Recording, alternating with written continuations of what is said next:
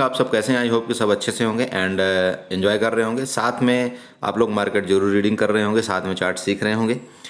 Okay, जैसा कि मैं आप सबको कल एक वीडियो के द्वारा बताया था कि जो न्यू ट्रेडर हैं वो कैसे ऑप्शन ट्रेडिंग जो है तो 100 रुपये में भी कर सकते हैं। बिल्कुल कर सकते हैं। जैसे आप यहाँ पर आज जैसे आप जानते हैं कि सेंसेक्स की एक्सपायरी है, आप चाहें तो सेंसेक्स में भी 100 रुपये में, आप चाहें तो 2 लाट 3 लाट जो भी आपको अच्छा लगे वो आप कर सकते हैं। सीखने के लिए देखिए मैं बोल रहा हूँ, बाकी मैं ये नहीं बोल रहा हूँ कि आप हर एक टाइम ही 100 रुपये में ही कोई ऑप्शन खरीदें, या जिसका रेट मान लीजिए 1-2 रुपये बहुत आउट ऑफ द मनी चल रहा है उसका आप खरीदें। ठीक है, क्योंकि वो ज़्यादातर चीज़ जीरो ही होती है। आप जानते हैं कि जो ओटीएम होता है वो ज़्यादातर आपको नुकसान ही करके देगा। बट मैं आपको सिर्फ एक ही चीज़ को बता रहा हूँ कि अगर आप सीखना चाहते हैं, न्यू ट्रेडर हैं, तो बिल्कुल आप क्या करें, ज़्यादा पैसा मार्केट में आपको डालने की ज़रूरत नहीं है। आप जो है तो 100 रुपये 200 रुपये डालिए और जो फॉर ओटीएम है, ठीक है, उसको आप बाई करिए। अब मैं तो ये बोलता हूँ कि अगर आप करंट एक्सपायरी का ना करें तो ज़्यादा बेटर होगा। जो दूर दूर की आउट ऑफ द मनी होती है, अगर आप नेक्स्ट एक्सपायरी में चले जाएंगे, मंथली एक्सपायरी में चले जाएंगे, तो उसका क्या है कि आपका टाइम डीके भी नहीं होता है। और आपका ये होगा कि 60 to 70% केस में ऐसा होगा कि अगर मान लीजिए आपने कोई प्रीमियम जैसा मान लीजिए 1 रुपये या 2 रुपये में बाई किया है, वो आपको हो सकता है कि ज़्यादातर प्रॉफिट ही देगा, लेकिन उसको एक ही चीज़ आपको देखना पड़ेगा जो मंथली हो, मंथली, ठीक है, मतलब मंथली एक्सपायरी वाला हो, उसमें आपको वीकली एक्सपायरी नहीं देखना है। तो इस तरह से आप ट्रेड सीखिए और बाकी मैं आपकी पूरी हेल्प करने की मैं पूरा कोशिश करूंगा। जैसा भी होगा आपको मैं गाइड करता रहूंगा।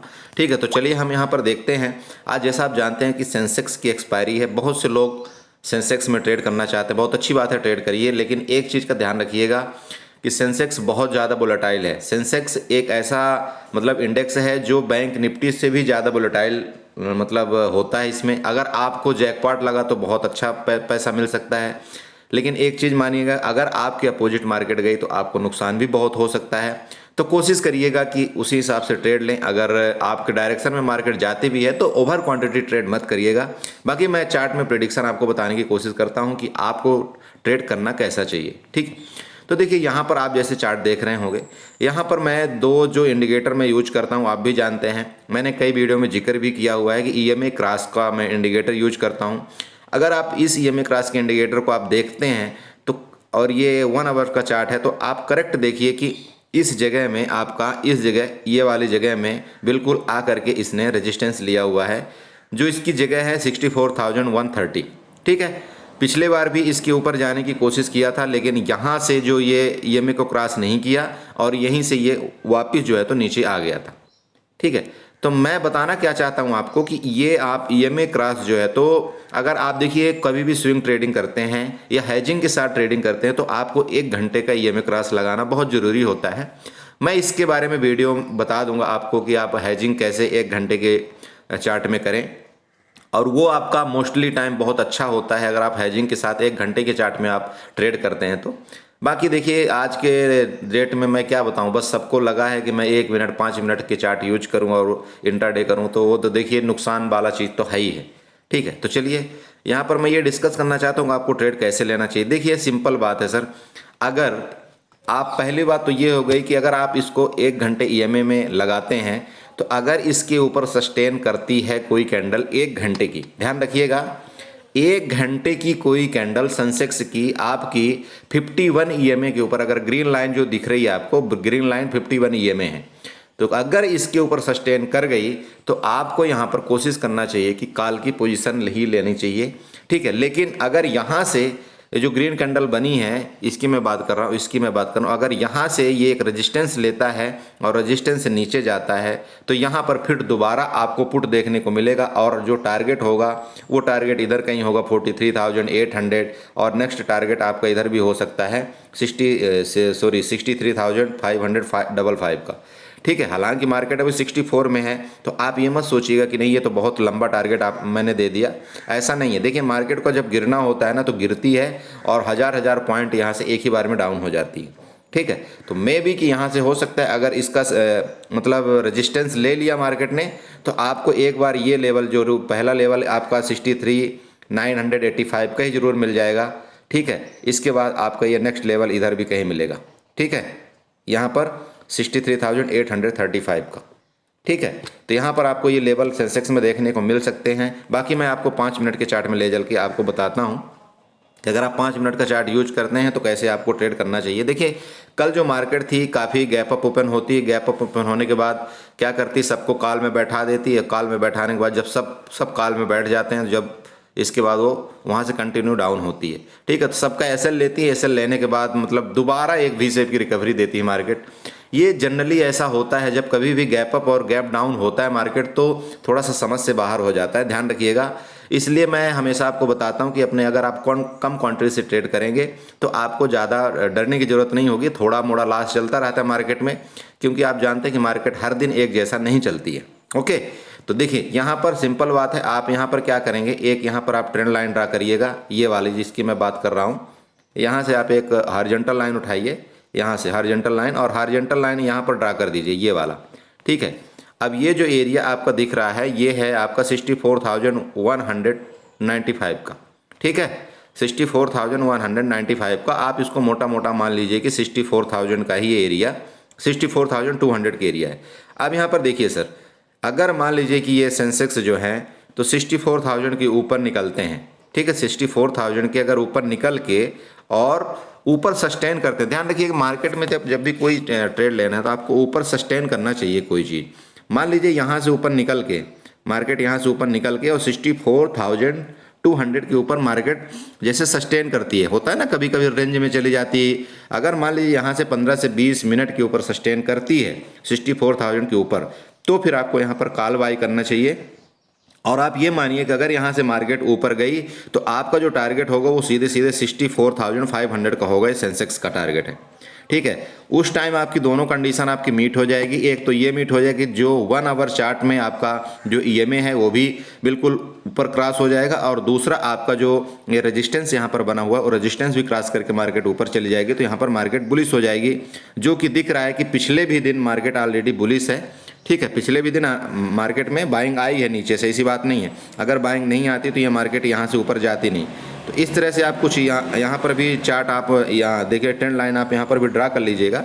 और अगर जिस टाइम भी ये ट्रेंड लाइन के नीचे, ध्यान रखिए, पुट आपको तभी बाई करना है जब ये ट्रेंड लाइन के नीचे आकर के, ये वाली ट्रेंड लाइन नीचे वाली देख रहे हैं आप, ब्लू कलर वाली, ये ट्रेंड लाइन के नीचे आकर के मार्केट जब सस्टेन करने लगे और इधर कहीं मतलब 63,900 यहाँ पर 980 के नीचे, ध्यान रखिएगा मैं दोबारा बोल रहा हूँ आपको सेंसेक्स में पुट तभी बाई करना है आपको। यहाँ पर मैं एक और हॉरिजॉन्टल लाइन ड्रा कर देता हूँ जिससे आपको कन्फ्यूजन ना हो। ये लीजिए, आपको पुट सेंसेक्स में तभी बाई करना है जब 63,980 के नीचे मार्केट सस्टेन करने लगे, तब आप सेंसेक्स में पुट बाई कर सकते हैं। ठीक है, और कॉल आपको तब बाई करना है जब 64,200 के ऊपर मार्केट सस्टेन करने लगे, तब आपको कॉल बाई करना चाहिए। ठीक है, अब नीचे का जो आपका देखिए, अगर मान लीजिए आप कॉल बाई करते हैं, ठीक है, अब बहुत से लोग बोला सर एसएल क्या रखूं। सर देखिए, एसएल हमेशा आपके कैपेसिटी और आपके कैपिटल के मुताबिक रखा जाता है कि आप एक दिन में कितना लॉस झेल सकते हैं, और साथ में मतलब प्रीमियम के मुताबिक भी एसएल रखा जाता है कि मतलब हम जो है तो कितना, जैसे मान लीजिए कई दिन क्या होता है, आज एक्सपायरी है तो एक्सपायरी में क्या होता है, प्रीमियम बहुत जल्दी गलते हैं, तो ये चीज़ का आपको थोड़ा सा ध्यान रखना पड़ता है। ठीक है, बाकी देखिए एसएल अगर आप इंडेक्स वाइज चार्ट वाइज लगाएंगे तो चार्ट में तो आपका क्लियर यहाँ पर एसएल आ रहा है कि अगर आप कोई भी कॉल मतलब 64,000 के ऊपर बाई करते हैं तो आपका एसएल फिर ये कल का हाई इधर कहीं बनेगा। ठीक है ना, मतलब 100 पॉइंट के नीचे इसका एसएल बनेगा आपका। लेकिन अगर आप पुट बाई करते हैं तो पुट में भी आपका एसएल यहाँ पर बनेगा 64,080 के ऊपर आपका एसएल बनेगा, और 63,980 के नीचे आपका पुट बनेगा। ध्यान रखिएगा, इस तरह से आप ट्रेड करिएगा। और अगर आप 63,980 के लिए पुट अगर आप ट्रेड करते हैं तो आपका डायरेक्ट नीचे का टारगेट आपका खुल रहा है 63,700 एंड 63,500 नीचे का टारगेट आ रहा है। ऊपर का टारगेट मैंने आपको बता दिया। ठीक है, तो इस तरह से आप सेंसेक्स में काम करिएगा। बाकी मैं आपको बताऊं, अगर जिसको डर लगता है, बोला नहीं सर मैं आज एक्सपायरी से डरता हूं, सेंसेक्स में काम नहीं करूंगा, तो आपके लिए निफ्टी और बैंक निफ्टी बिल्कुल अवेलेबल है, क्योंकि बैंक निफ्टी की एक्सपायरी कल हुई है और निफ्टी की एक्सपायरी कल हुई है और बैंक निफ्टी की एक्सपायरी उससे पहले हुई थी।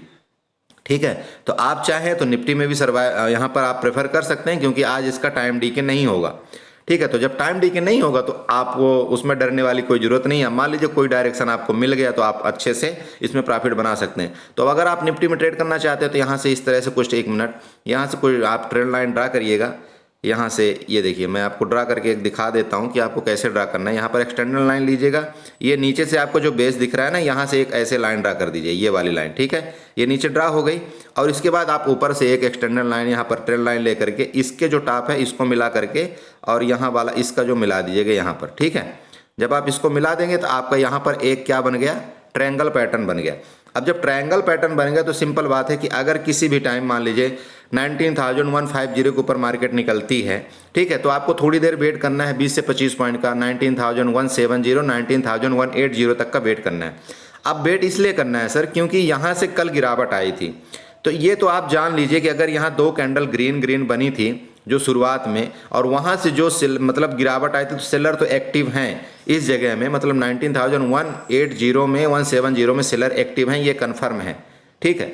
तो ध्यान रखिएगा, हो सकता है वहाँ से मार्केट दोबारा गिरने की कोशिश करे, ठीक है। लेकिन अगर आप मान लीजिए कॉल बाई करते हैं तो कॉल आपको तभी बाई करना है जब 19,180 के ऊपर सस्टेन करे और फिर जब ब्रेकआउट करे ऊपर की तरफ, तभी आप कोई कॉल बाई करिएगा, ठीक है। लेकिन अगर पुट का ट्रेड अगर आप मांगते हैं तो पुट का ट्रेड मान लीजिए जैसे मार्केट खुलती है 19,150 के अराउंड, मान लीजिए मार्केट खुलती है और ये ट्रेंड लाइन के नीचे जिस टाइम भी मार्केट नीचे आने लगे तो आप यहाँ पर पुट का ट्रेड बिल्कुल ले सकते हैं। आपका टारगेट जो पहला होगा 19,090 का और दूसरा टारगेट होगा 19,060 का, ठीक है। मार्केट आज बहुत ज़्यादा बड़ा मूवमेंट देने वाली नहीं है, आपको थोड़े थोड़े पॉइंट कैच करना पड़ेगा, ओके। इस चीज़ का थोड़ा सा ध्यान रखिएगा। बाकी कॉल में अगर आपका 19,180 के ऊपर मार्केट सस्टेन करती है तो फिर आपका नेक्स्ट टारगेट जो बनेगा 19,250 का ही ऊपर का टारगेट मुझे दिख रहा है, ठीक है। तो इस तरह से आप क्या है बैंक निफ्टी में निफ्टी में ट्रेड करिएगा।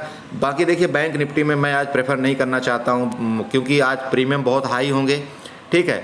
और साथ में थोड़ा सा वोलेटिलिटी के कारण क्या है कि देखिए बिक्स से जब डाउन होता है अप होता है तो मज़ा आती नहीं है। बाकी अगर कोई अपडेट होगा तो मैं आपको ग्रुप में बता दूंगा, ठीक है। अगर आप भी हमारे ग्रुप को ज्वाइन करना चाहते हैं तो आप हमें मैसेज कर दीजिएगा, हम आपको अपने ग्रुप में ज्वाइन कर देंगे। बाकी हम आपको कॉन्टैक्ट लिस्ट लिख करके दे देंगे। Okay, thank you so much and enjoy करिए।